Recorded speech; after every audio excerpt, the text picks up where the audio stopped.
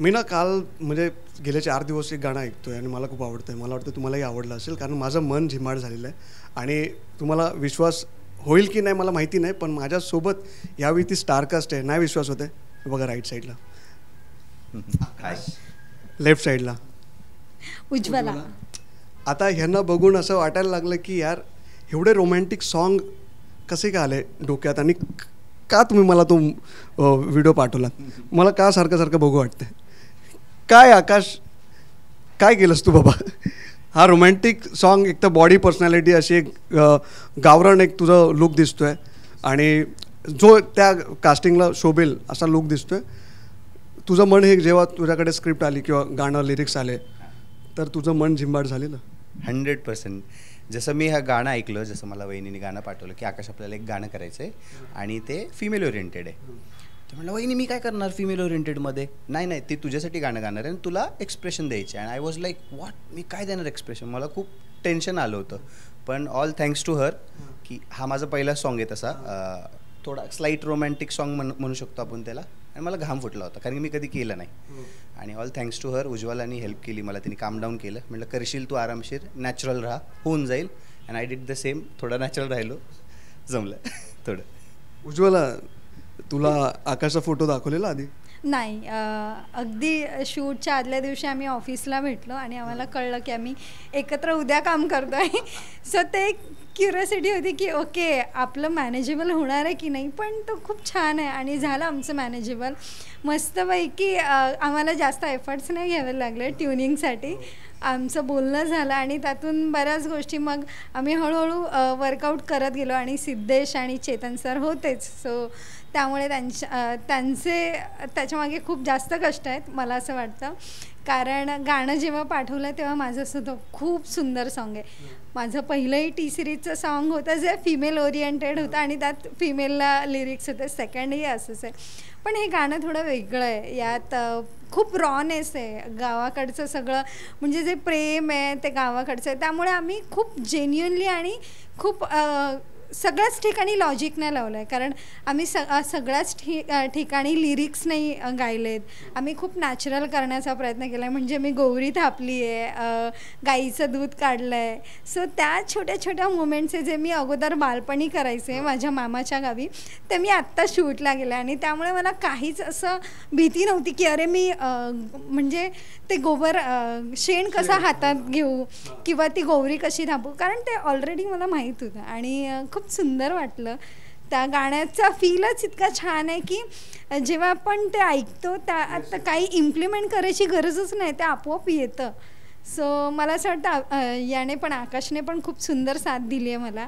कारण असं म्हणतं टाळी दोन्ही हाताने वाजते. सो मी जरी देत होते एफर्ट्स तरी तिथून पण कमबॅक येत होता की ओके हे मी आहे म्हणून. सो आम्ही खूप छान केलं. आणि गाण्याबद्दल तर आता छान व्हायरल होत आहे, रिस्पॉन्स पण छान येतो आहे. सो मी प्रेक्षकांना नक्की सांगेल खूप रील्स बनवा. आणि ते असं आहे की कोणत्याही ऋतूत आपण ऐकू शकतो, प्रेमाला ऋतू नसतो. मन झिम्माड म्हटल्यावर बरेच जण म्हणतात अरे पावसाळ्यातलं आहे का गाणं, पण तसं काहीही नाही आहे. ते तुम्ही कोणत्याही ऋतूत ऐकू शकता. प्रत्येक म्हणजे एक्सला आठवू शकता, बायकोसोबत ती मुमेंट एन्जॉय करू शकता. सो ते खूप छान गाणं आहे. आणि खूप रील्स बनवा, आम्हाला कोलॅब करा, येस टॅग करा, कॅप्शन द्या, नवीन मीम बनवा. स्पेशली आकाशला बघून बाबा तुझी बॉडी खूप चांगली आहे. मला वाटतं मुली खूप साऱ्या फॅन्स झाल्या असतील आता. तू काही फॅन तुझ्या आहेत ज्या तुला मेसेज करतात की आकाश यार एकदा प्लीज शर्ट काढून दाखव तुझी बॉडी, असे वियर्ड काही मेसेज आलाय तुला वियर्ड आत्तापर्यंत? हां, तसे खूप मेसेजेस येतात पण आपण ते रिक्वेस्टच एक्सेप्ट नाही करत. So that's fine. नाही पण ते त्यांची एक रिक्वेस्ट असते की दादा मला तुझी बॉडी बघायची, तेव्हा तू पूर्ण करतोस? नाही. फक्त ते ऑन स्टेज, म्हणजे मी प्रोफेशनल बॉडी बिल्डर आहे तर ते ऑन स्टेजसाठी असतं. आणि येस केलं आहे तेवढं. पण एक बिल्डिंग प्रोफेशन आणि बॉडी बिल्डिंग प्रोफेशन आणि फिल्म खूप वेगळ्या गोष्टी आहेत. तुला ऑब्व्हियसली थोडा चॅलेंज आला असेल, पण दडपण होतं की हे करू शकेल का मी? खूप धडपण होतं, म्हणजे ऑन स्पॉट जाण्यापर्यंत माझ्या छातीत धडधडच होत होती. दादा होता सावरायला, चेतन दादा, वहिनी वीणा वहिनी. आणि मग हिला भेटलो. हिला पण ते कळून चुकलं की हा घाबरलाय. आणि मला ऑलरेडी माहिती ती थिएटर आर्टिस्ट आहे, शी विल डू 100% बेटर. आणि आता मी नाही मॅच केलं तर मग अवघड होईल. एकतर नाही का ते रिस्पॉन्सिबिलिटी असते का गाणं तुम्हाला पूर्ण चालवायचं आहे. आणि it is always give and take. आणि जर माझ्याकडनं नाही मिळालं तिला आणि तिचं नाही निघलं तर चिडचिड होईल मे बी, मग it can go wrong right.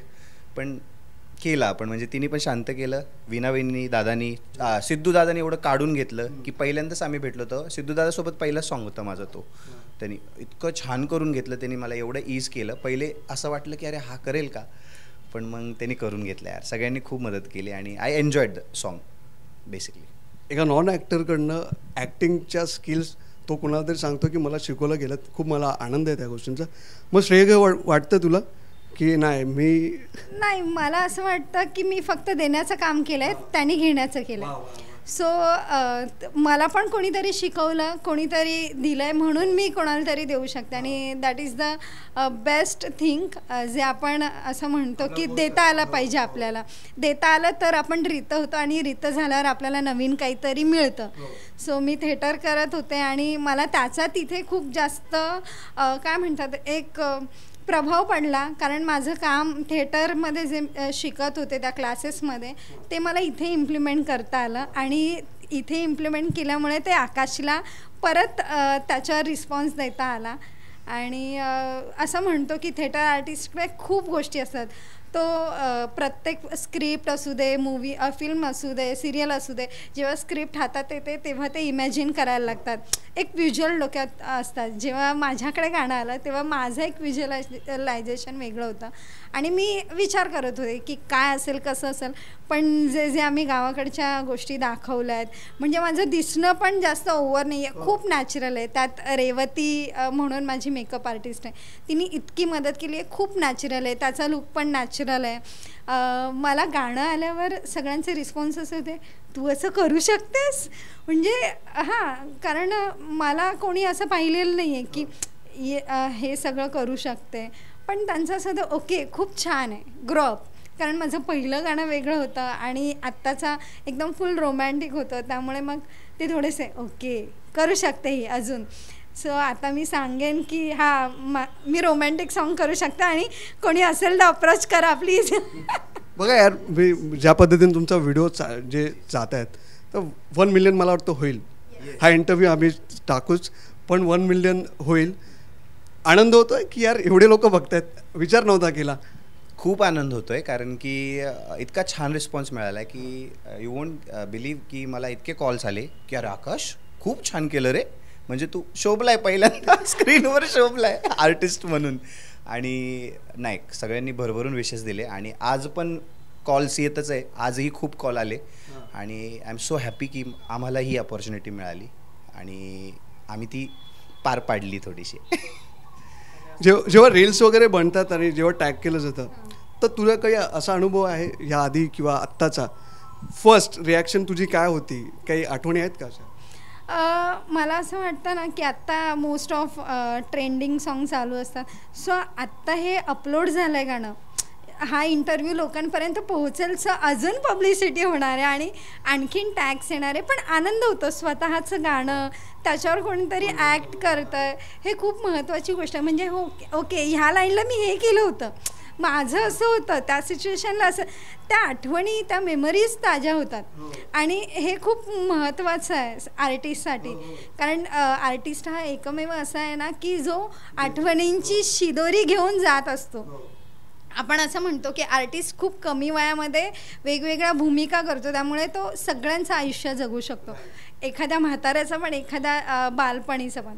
So मला असं वाटतं याच्यासारखी एक चांगली गोष्ट नसावी की कोणीतरी आपल्याला रील्स टॅग करत आहे किंवा आपल्या त्या आठवणींना उजाळा देत आहे. कारण आपण मुंबईत म्हणा, कुठेही म्हणा, आपण इतके बिझी झालो आहे, आपण इतकं सोशल मीडिया यूज करतो की आपण हे विसरतोच की अरे मी पण काम केलेलं आहे. आणि अचानक ती रील किंवा तो टॅग येतो तेव्हा अरे हां माझ्या गाण्यावर केलं आहे, हे ऐकून ते खूप बरं वाटतं. आणि ओके, मग मेसेजेस येतात की खूप छान केलं आहे, आम्ही आणखीन शेअर करू. म्हणजे माझ्या स्कूल फ्रेंडचा जो ग्रुप आहे, माझं गाणं शेअर होत आहे, माझ्या शिक्षकांपर्यंत पोहोचतं आहे आणि त्यांचे कॉल्स येत आहेत की खूप सुंदर केलं आहे सॉन्ग, त्याचं जे प्रोडक्शन आहे. आणि टी सिरीज तर सगळ्यांना माहितीच आहे, पण असं गाणं शूट खूप कमी वेळा होतं. गाणं किती हातात आलं तरी ते नीट हाताळता आलं पाहिजे. आणि ते चेतन सरांनी आणि सिद्धेशने खूप चांगल्या रीती केलं आहे आणि आम्ही प्रयत्न केला आहे की त्याला न्याय द्यायचा. चलो, तुम्हा दोघांना आणि संपूर्ण स्टारकास्ट आणि जेवढे पण क्रू मेंबर्स आहेत त्यांनासुद्धा ह्या गाण्यासाठी खूप खूप शुभेच्छा. लवकरच तुम्ही 1 मिलियनचा जो आकडा आहे तो तुम्ही टच करणार आहात. मला वाटतं 1 बिलियन नाही, 100 मिलियन या गाण्याला होऊ देत. आणि खूप खूप शुभेच्छा श्रेष्ठ महाराष्ट्राकडनं. तुम्ही आलात, तुमचा वेळ दिलात त्याबद्दल खूप खूप धन्यवाद. पाहत राहा श्रेष्ठ महाराष्ट्र.